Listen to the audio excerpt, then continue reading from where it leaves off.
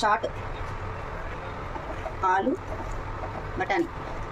ఇంట్లో ఇలా chat prepare చేసి పిల్లలకి ఈవినింగ్ టైం పెట్టామనుకోండి హెల్తీగా, వాళ్ళు ఎక్కడికి పానీపూరి షాప్కి వెళ్ళకుండా ఉంటారు కదా.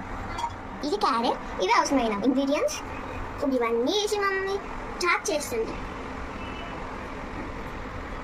నేను కూడా వేసా. అయ్యి అమ్మ సరిపోయింది అంతే.